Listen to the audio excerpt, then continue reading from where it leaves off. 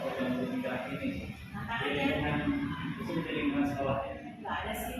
Tantangannya justru dari diri saya sendiri. Apa itu? Bagaimana saya mengatur waktu agar tugas-tugas CGP terlampaui dan tugas saya juga selesai bersamaan. Itu tantangan dari diri saya. Tapi dari rekan kerja dan kepala sekolah mereka mendukung sekali. Nggak ada tantangan yang berarti. Justru saya sangat senang dengan suasana sekolah. Bagaimana manajemen waktu Saya sendiri Pak. itu tantangan dari sendiri. Terus yang sudah yang mau ibu lakukan nih Bu untuk menghadapi tantangan terkait waktu apa aja yang waktu? Refleksi Pak. Jadi saya berusaha untuk mengatur jadwal prioritas waktu apa yang harus saya lakukan lebih dulu. Tapi ya kadang-kadang bocor tuh Pak. Misalnya ya kalau misalnya ada kegiatan lain yang tidak ada di dalam manajemen waktu saya, terpaksa itu jadinya keteteran. Jadi skala prioritas mana yang memang harus dilakukan tanpa mengurangi porsi itu sebagai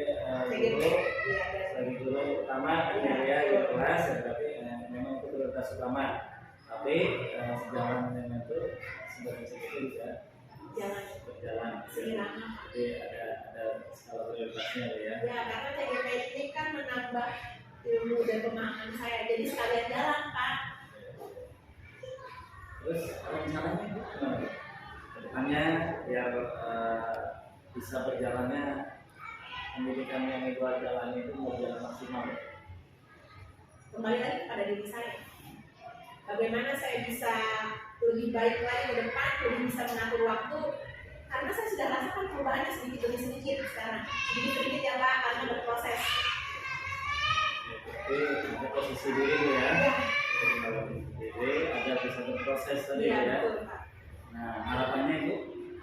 Harapannya saya menjadi sosok guru penggerak yang saya tuliskan.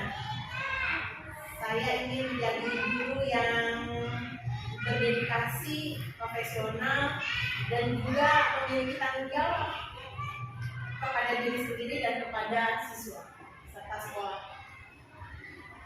Oke, Ibu. Terima kasih. Itu selama berjalan ini itu perubahan Bu yang terdapat kemarin isinya juga berbeda Ibu. Kita kemarin mungkin masih banyak pembahasan, tapi alhamdulillah yang sudah berjalan kami lihat dari teman sebelumnya. Oke Ibu, terkait pembelajaran modul ini juga kita sudah ambil satu satu sampai dua, kemarin kita sudah budaya ya. Mungkin kalau tahun ini kalau kita berbicara sebentar, mungkin kita kembali lagi kepada modul satu, dua dan tiga. Kita refleksi saja Bu, apa yang sudah dipelajari dari modul satu, dua, tiga.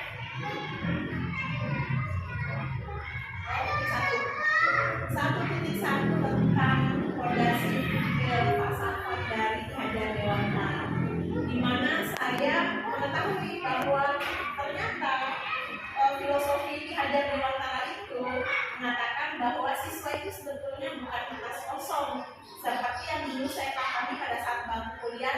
Blok bilang teori tabula rasa bahwa siswa itu sebenarnya kertas kosong, bagaimana kita mengisinya dan membuatnya sebagai warna yang bagaimana gitu. Ternyata dibantah oleh filosofi Hajar Dewantara bahwa sesungguhnya anak ini sudah memiliki kodrat alam yang tinggal diasah saja oleh kita sebagai fasilitator gurunya, juga lingkungan keluarganya.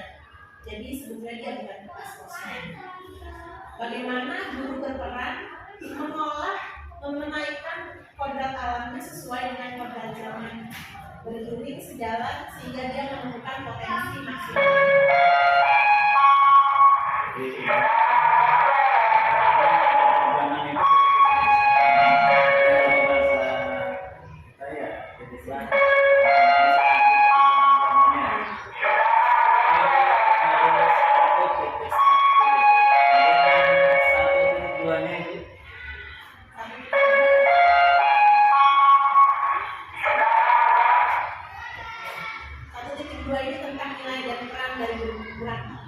Bahwa nilai-nilai yang saya tahu itu ada 5 ya, refleksi, kolaborasi, berpihak pada anak, berpihak pada siswa, mandiri, lalu lagi ya, mandiri, refleksi, kolaboratif, berpihak pada siswa, dan inovatif. Salah satunya adalah saya kurang inovasi Pak, kalau saya refleksi. Itu sih. Untuk kolaborasi juga ada, cuma mungkin juga perlu diasah lagi. Jadi banyak refleksinya di sini. Dan peran lagi, itu nilai tadi. Perannya saya sebagai guru pengajar praktisi ya Pak, komunitas praktisi di sekolah. Nah ini dia yang perannya itu kayaknya saya agak peran gitu Pak. Jadi ya dari situ saya coba nanti bagaimana saya dapat menghidupkan komunitas praktisi di sekolah lewat ini, lewat diskusi nanti Pak. Jadinya mudah-mudahan sih menghidupkan kerjasama kolaborasi antara guru dalam penyusunan segala macam hal tentang sekolah. Yang sering ketika menggerakkan komunitas itu juga saya mulai hampir dari meja ya, tapi untuk berkelanjutan untuk semua ya. Ini harapan itu. Terus setelah mengajari, terus juga manfaatnya ya ketika di kehidupan yang dijalani ketika sebagai seorang pendidik. Nah, dari sekian banyak yang sudah dipelajari itu kira-kira sudah ada yang diimplementasikan. Artinya kita berbicara dengan kelasnya.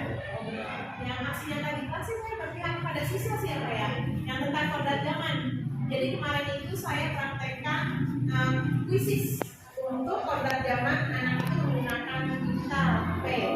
Jadi ulangannya kita pakai kuisis, di mana anak diminta untuk membawa HP, dan saat itu juga langsung real time soal saya kasih, dan mereka ternyata sangat antusias dibandingkan memakai kertas.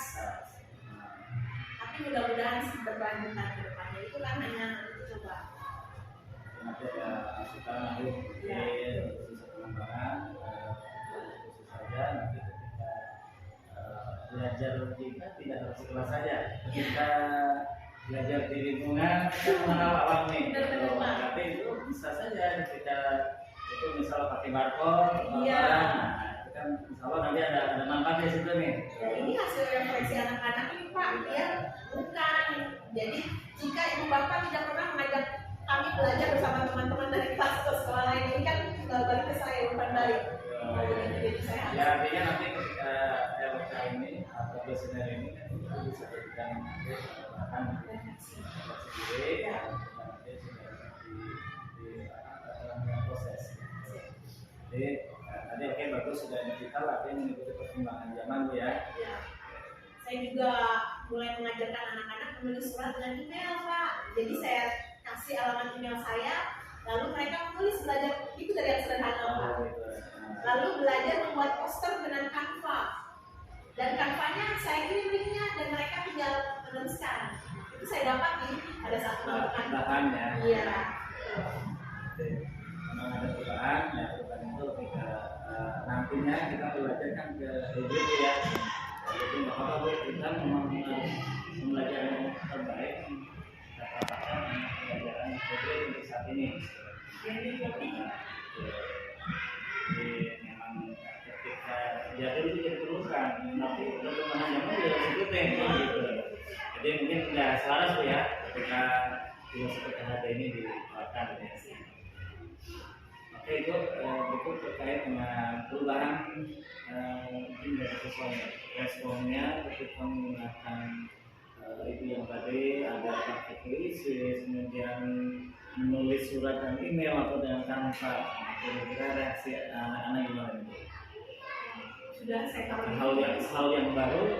Mereka hal yang baru karena sebelumnya belum pernah krisis, karena kan tanya ini gimana Bu, dan mereka tertarik untuk membuat bagaimana sih cara membuat soal krisis ini, tapi belum saya ajarkan Pak, karena rahasia saya itu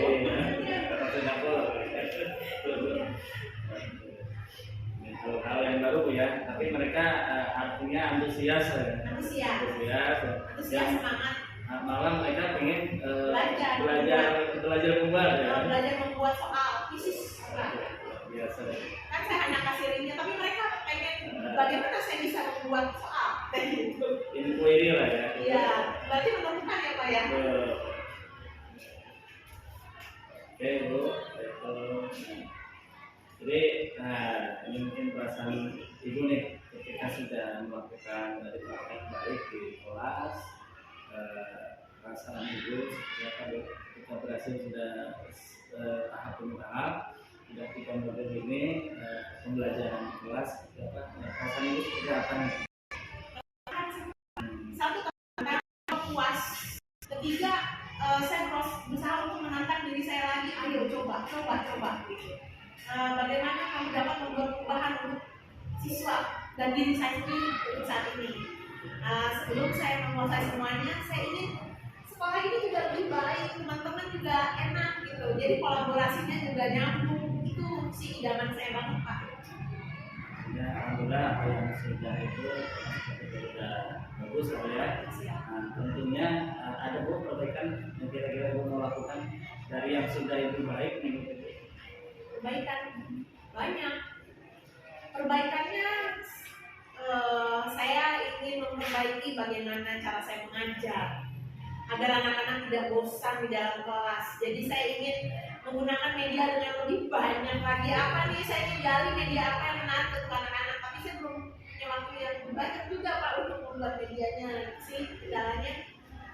Bu salah nanti Bu tanpa harus sampai ada satu boxit tuh, light boxit. Oh, light Bu cari sesuai dengan materinya. Oh gitu ya Pak ya. Ketika diskusi, nggak apa-apa Bu, kan kita juga karena tantangan bersama anak-anak ini belajar lebih main dengan handphone. Nanti bisa saja bisa ada anak-anak diskusi menggunakan pakai yang buat dan sebagainya. Itu sesuatu yang langka. Atau mungkin ketika itu membuat kuis dengan menggunakan mentimeter. Iya betul. Nah, ya Pak ya. jadi anak-anak itu nanti harapan kita kan rumah tuh ya, harapan itu ya ketika kita di rumah itu anak-anak merindukan kita nih. Saya ingin belajar dengan Ibu karena saya ini begini nih, tapi bukan berarti harus menyanyi terus gitu. Tapi nanti ya artinya kita kan mengikuti modul ini sesuai dengan itu. Tapi nanti kita juga harus punya cara-cara itu yang konvensional kita pakai juga. Yang baik Pak ya. Tentu saya yakin kalau di SD itu udah dilakukan lagi.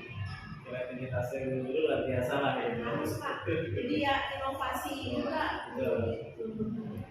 Oke Bu, lanjut ke kita masuk ke komunitas ya KPC di masuk ke waktu lagi komunitas KPC nanti kita terkait dengan apa yang sudah kita pelajari kemarin pemetaan komunitas di KPC di lokal hari 1. Dalam komunitas KPC yang Ibu miliki atau kira-kira berperan sebagai yang punya pengaruh gitu dalam komunitas KPC yang sudah mungkin dibuat atau saya belum merintis Pak, tapi saya baru mencontohkan. Saya mengembangkan komunitas KPC justru di luar, bukan di dalam sekolah.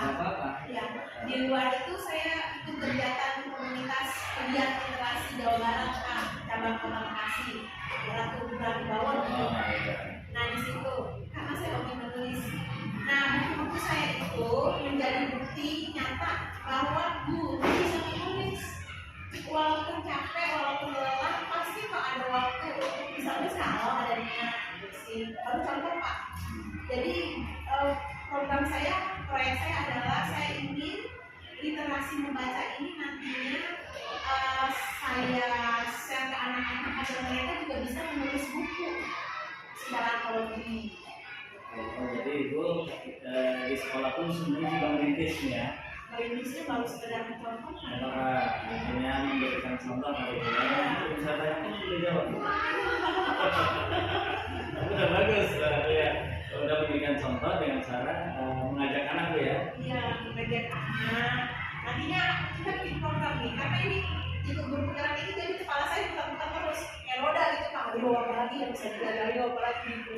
Ada bagus tuh ya, karena kalau di sini anak-anak belajar untuk menulis menjadi seorang penulis, karena itu sesuatu mohon maaf ya, kalau bahasa di anak-anak itu mungkin kalau belum paham ya membosankan, tapi ketika sudah memasuki dunianya literasi ya masih kan ternyata begitu.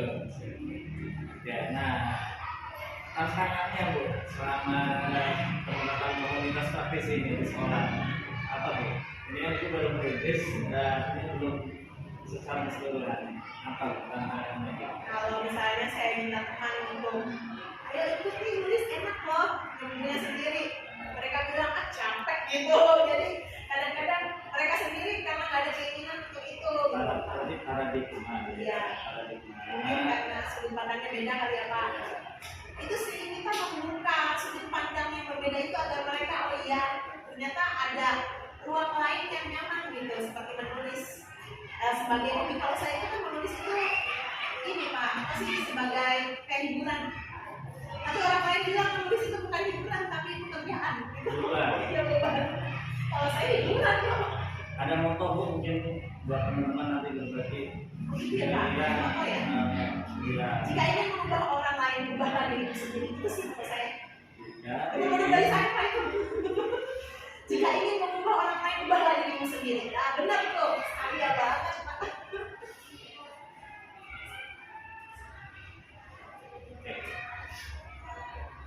Jadi ada sesuatu yang menarik tadi ya dari pembelajaran ketika merintis komunikasi, hal-hal yang menarik ketika merintis ini. Yang paling menarik ya Kak, ketika orang lain memiliki insight untuk mengikuti jejak yang kita rintis itu baru keren. Karena kepala sekolah saya pernah waktu itu saya ngetik Pak, kalau kepala sekolah melihat saya di belakang lama sekali. Terus saya bilang Bapak ada apa? Ajarin saya ngetik. Karena saya belajar ngetik membuka SMA, jadi udah biasa kan ngetik cepat. Nah kelas sekolah dia ajarin saya ngetik nggak bisa Pak, karena saya juga belajar, saya bilang begitu. Dan atau kepala sekolah ingin punya buku juga, tapi caranya nggak usah nulis bagaimana, susah juga. Tapi ada keinginan itu kan lebih luar biasa. Tinggal kita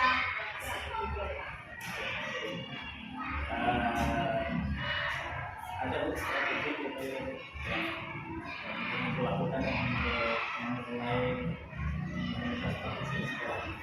strategi ya Pak. Kan saya Ya, bilang ya Pak. ya, artinya itu harus. Tapi ada di kepala saya. Satu, saya ingin membuat ekstrakurikuler khusus anak-anak yang hobi menulis. Yang nanti akan proyek akhirnya adalah sebuah buku. Mau itu puisi, mau itu cerpen, mereka punya sesuatu hal yang dapat dibanggakan pada orang tua. Dan orang tuanya juga akan kita beritahu bahwa proyek akhirnya nanti adalah sebuah buku. Jadi pastinya ada kegiatan-kegiatan lain yang membutuhkan dana itu kan pastinya butuh kerja sama orang tua. Jadi artinya itu dari bagian di kelima ya. Iya. Itu masih melakukan di unsur salah satu unsur juga yang dilakukan bisa yaitu ke SCTV. Nah kalau itu kan sebenarnya teknis ya, kalau di SD SMP sini juga ada teknis. Nah ada sekolah blog mereka selama sebulan. Nah kalau di SD itu gimana? Penerapan blognya. Kalau menurut saya kan pas belum mereka Pak. Yang kelas sebelumnya kalau gitu. Proyeknya itu mereka selalu pameran ya Bu ya. Panen karya. Panen karya, berupa karya kemarin. Karya sama apa dari kearifan lokal ya. Makanan dari kearifan lokal. Iya.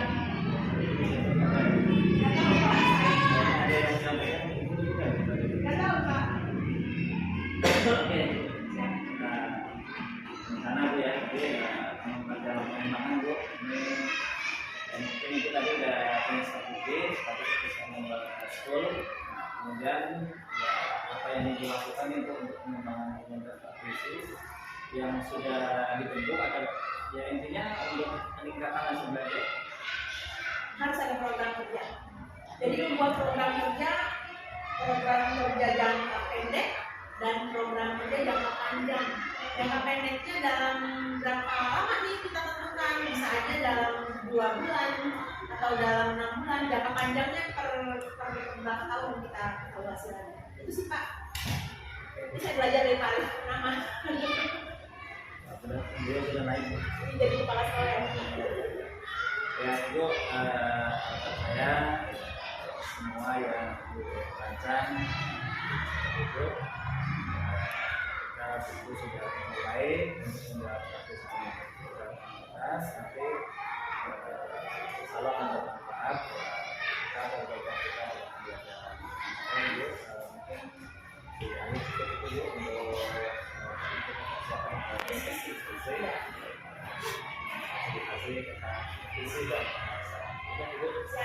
Kita Pak, saya ya, terima kasih banyak ya Pak. Kasih Pak kan udah pembahasan apa yang kita nanti pembahasan diskusinya ya, diskusinya nanti tentang apa. Jadi mereka ingin ikut terlibat ada antusiasme dari rekan kerja dan ya sendiri aja dulu. Pertama ya mungkin terkait dukungan Bu, biasanya setiap saya kesini kan pasti menanyakan nih dukungan kepala sekolah, utama dan rekan-rekan sejawat nih ya untuk persiapan baik-baik ini kepala sekolah saya bagaimana dukungannya. kepala sekolah saya sangat mendukung sekali dengan dibuktikan disediakannya kos untuk saya pakai sebagai tempat untuk berdiskusi tentang visi perubahan sekolah dan bahasa perubahan. Dan teman-teman juga sangat mendukung karena efek baiknya kan ke sekolah juga. Kemudian bentuk dukungan tadi apa Bu? Dukungan itu menyiapkan kelas. Mereka juga bersama-sama mengerjakan angket, menulis angket, lalu menanyakan apa yang nanti akan dibahas.